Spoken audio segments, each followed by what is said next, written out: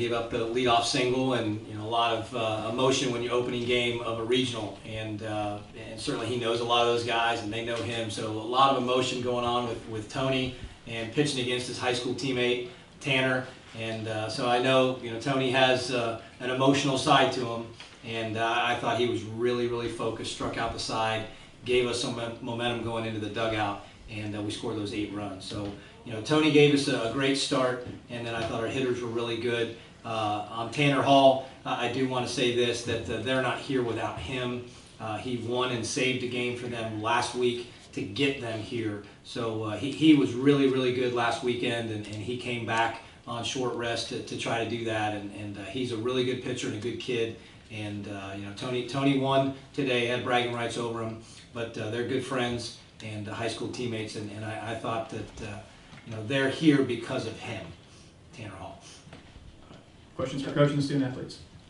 Tucker, you had you were hot at the beginning of the year and kind of cooled off. What, having a game like that, and a first inning like that, what was that like? I mean, it was nice. I mean, Coach talked to us before the game and all week about trying to come out and just be yourself, not try to do too much, and if we be ourselves, then everything will work out in the way we wanted it to.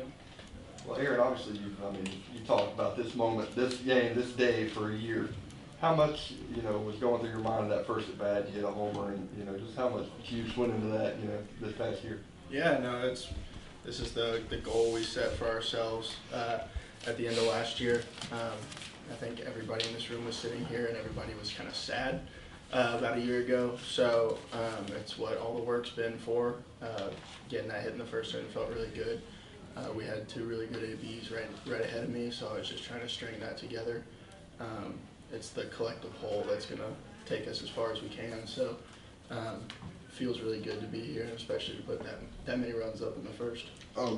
Coach, how important was it to come out like that in a postseason game, put up 8 runs in the first inning? Well, again, there's always emotion when you're playing in a regional, and to put up 8 runs right there, and it just allows your pitcher to settle in. It allows Tony to be more aggressive, because then you can make mistakes. When you have a little bit of a cushion, you can make some mistakes, and he really didn't make any, but allows him to be more aggressive, and that's what we need out of Tony. We need him to be aggressive all the time, but just allows that pitcher to settle in. Scott, when you have 9 home runs in the game before, and it's hot and the wind's blowing out, I mean, how worried is a coach about what that kind of effect it can have on the game? Well, I like our lineup. I like our hitters, and I like Tony Losi on the mound. He's a hard guy to elevate a pitch. It's 96 miles an hour, and he elevates in the zone. It's hard to barrel him up. So, the wind blowing out, I think, helped us today. Was to our advantage. Tomorrow, it's going to be, Florida State can hit a lot of balls a long way, and they've got a very good pitcher in Van Eck going, and we've got a pretty good guy in Emerson Hancock going too. So it should be a really good pitching matchup. I think the winds are supposed to be a little bit lighter tomorrow, but the ball's jumping. There's no question about it. And when it heats up and the wind blows a little bit, the ball is going to jump. And solo home runs won't beat you, but the 2- and 3-run home runs are going to beat you. And that's what we always preach to our pitchers when the wind's blowing out. Make sure you don't give any free passes. And that's what you saw later in the game. We walked a couple guys and they hit a 3-run home run. That's how, in a close game, you're going to get beat. Tuck was kind of follow up on the same question that Coach was just asking me. Well, I think 9 home runs in an FSU game earlier today. Y'all kind of, because I have an idea this could possibly be that same type of contest? Well, early on in BP, everybody noticed, like between our BP and their BP, that the ball was flying well. So it's just a matter of fact of not going out there and trying to hit the home run. It's just trying to put the game, a good swing on the ball.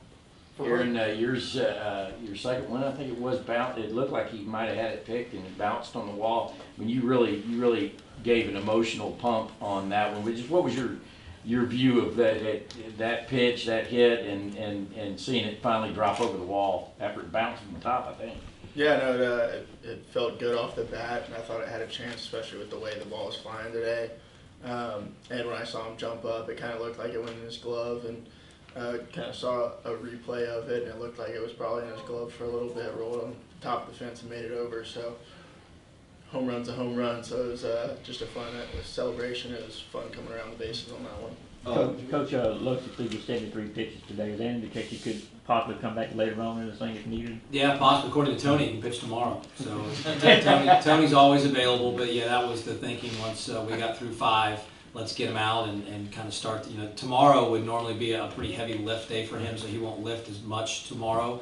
And just keep him available. You never know in these tournaments. And we put ourselves in a pretty good spot. Going back to last year, we had to go to the bullpen pretty early in our first 2 games in the regional. So now getting to game 2 with a very fresh bullpen and a starter that went on Friday, 70-some pitches, and could come back later if we needed him. But yeah, that was the thinking, and also to get Logan out there, to get Darren out there. And but yeah, that was what we were thinking. Any thoughts yet? Who's going to be your third pitcher? Not yet. No, we'll throw Emerson tomorrow, and we'll do everything we can to win tomorrow. And if we can, find a way to beat Florida State, then we'll figure that out. But we're going to do everything we can to win tomorrow. A question for Tucker and Aaron. First off, I'll start with Aaron. So, what do you think has led to your offense just kind of surging here lately, but being consistent along with that? I mean, it just feels like you're making an impact on every game offensively. It's just postseason baseball has been it's a pretty serious grind on everybody, and it's what everybody plays for. So everybody's dialed in, everybody's locked in. I think that's why our offense, our defense, and our pitching has been as good as it has been for the entire year, because we saw what the components were that could take you there last year, and kind of where we fell short. So just being dialed in at the end of the season, knowing it's an important part, and to keep going, building off of that. So just trying to string consistent ABs together as an individual, and then down the lineup is going to wear people down. And then Tucker, what can you say about Aaron's offensive performances and how he's been able to come through a couple of hits?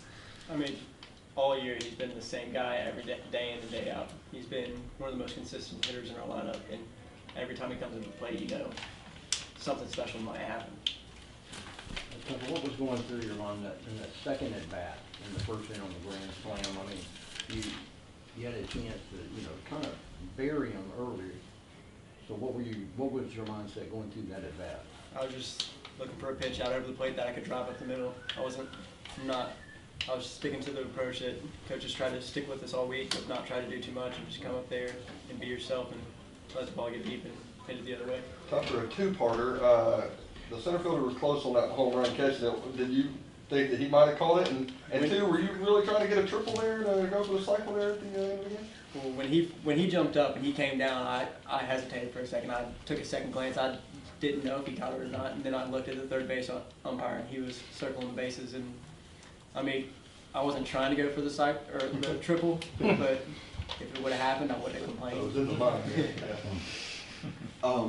Coach, and also on Aaron, I mean, as you watch him play, especially offensively, is there anybody who he reminds you of, who you watched, and also like, what is a quality that makes him unique? That's a good one.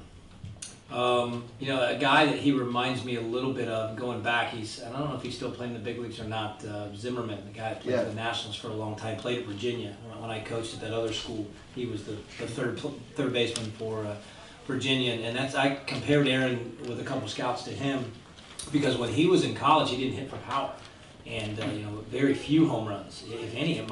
Virginia's a big park, but he didn't hit for a lot of power. It was developing, and he got better as he went, and obviously he's hit a lot of home runs in the big leagues, and that's what I kind of compared Aaron, is that the power is starting to come now. We're benefiting from now. He's got 13 home runs, but the power was coming, and really good defensively, really good athletically. So that's the guy that I compare him to, is Zimmerman, who played for the Nationals.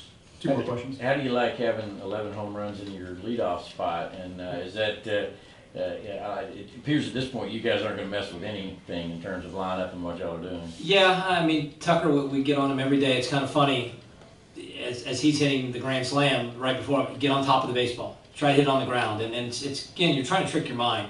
Tucker's got a little bit of loft in his swing, and we all know that he can hit it a long way, but when he thinks get on top of it, he kind of tricks himself into hitting some line drives. So I'm telling him to hit balls on the ground, and the SEC tournament, I'm literally hit the ball on the ground, and we're just trying to trick the mind to try to get a little bit more on top so he doesn't get underneath it. But he's got a lot of power, and he's really athletic, and but when he hits it out of the park, I will not tell him to hit it on the ground. But as a leadoff guy, he can be really dangerous because he can run, he can bunt, he can do a lot of different things. He's a really talented kid. So speaking of comparison, as far as Van Eck goes, does he remind anybody you have faced against this year in the SEC?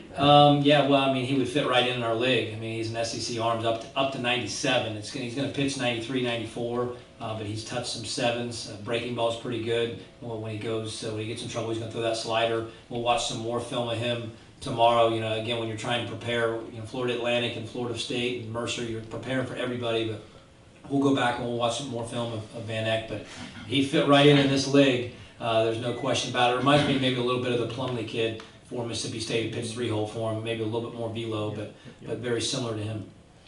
Thank you, gentlemen. Okay, thanks. Appreciate it.